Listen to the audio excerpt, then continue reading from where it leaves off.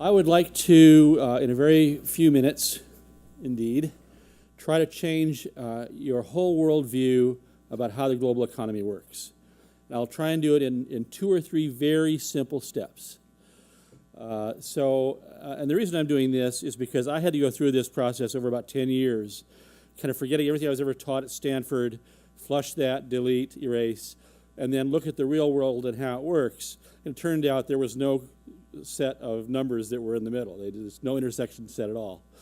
I really literally had to start from scratch to figure this out. And in doing that, I began by looking at technology, because that's my world. I spent my whole life in science and technology. And I began by looking at country national business models. And so I looked at Japan and South Korea and China and the US and EU and UK, so forth. Try to figure out, where does the money come from and how do people make money? And what I found out is kind of why we're here today. So here is a short, I was lucky enough to be a person who not only saw real estate going up too quickly back in 2007, of which everyone in this room is probably part of that set, but I actually publicly called the crash in March of that year on TV in London. And the way I did that was because I realized a really important thing about economics. In the static world of balance sheets, a lot of lies. I'm going to shock you. There are a lot of lies on balance sheets.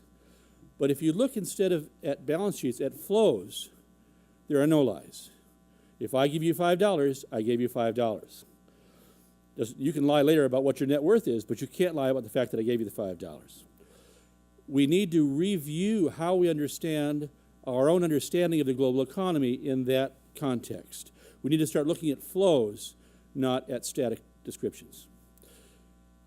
The other thing that I learned, which is even simpler, and I hope everyone here will agree, just by the fact of your presence, in the post-information age, technology drives the global economy. Now, Congress has a lot of trouble with this idea, but that's Congress. That's not the people in this room.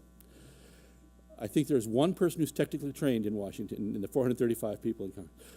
So if you wanted to picture, and this is the best way I have of describing this, the future wealth of the world, and have the best indicator, the best leading indicators of where that was going to be and how much, here's the simplest and most accurate and best way I know of doing it. You close your eyes, and you picture the planet, and you put a little red flag in every time there's an invention, and then every time that invention is moved, either by sale or theft or disclosure or whatever happens, put a big red arrow from where it started to where it goes, and we're done. That picture is the best predictor of wealth that I know of. It's better than gold, it's better than cash, it's better than farming. There's nothing else like it. So in the post-information age, that's who makes the money, or most of the money. And in fact, I'll go even further. Again, while Congress is having a lot of trouble figuring out whether it's 3% or 5% of our economy, in China, they have taken the world and divided it into 417 distinct economic sectors, each of which is targeted for theft. And I would like you to picture a table like this, where I put down 470, a card, a little baseball card for each one of those sectors, and offer to have you take off that table any of them that are not driven by technology. And my guess, and I've been doing this now for like a month with no results, my guess is you won't be able to do it. There won't be one card on that table that you can pull off claiming that that sector was not driven by technology, whether it's farming, it doesn't matter what it is. So that's the world we really live in. That's the actual world of economics. It's driven by technology. And if you watch those flows of intellectual property, you will understand where wealth will go. And that pretty much brings us right to today. So we learned that there are nations whose whole idea of how to prosper is to take somebody else's invention and patriate it internally, redigest it, and spin it back out into the global marketplace at half price. And I call that model the info-mercantilist model. I'm not making it, this is something that nations are actually proud of doing. It's not a secret.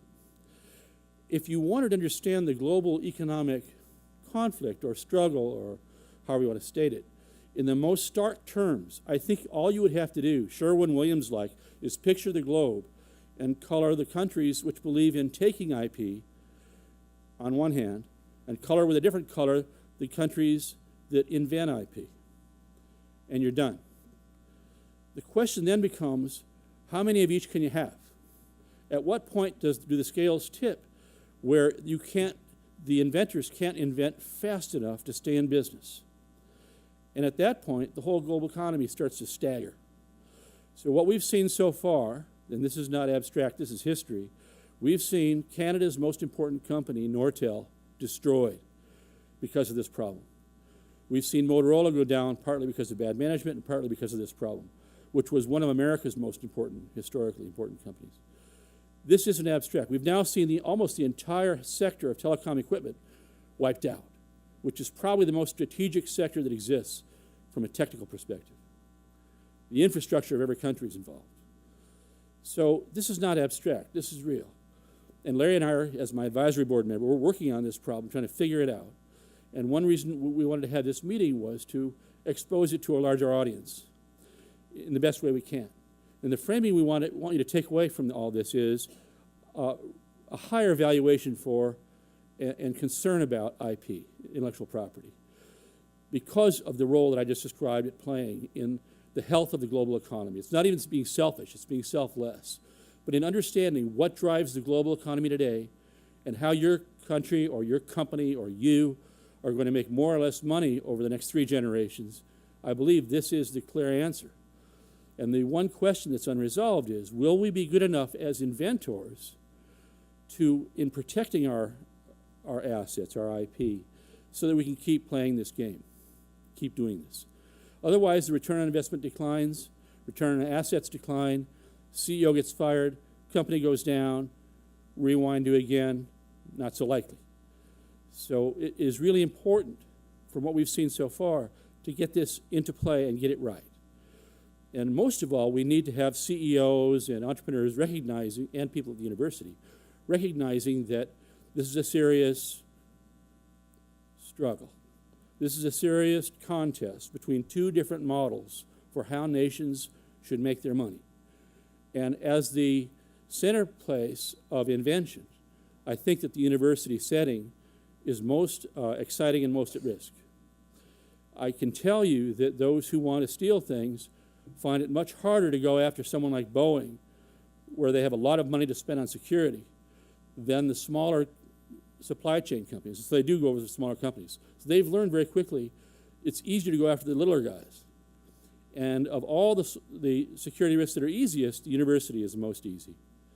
So while the university strives to be what it should be, a place of learning, it is also, unfortunately, not of its own will, been cast into this position of being the hearth of where things are invented.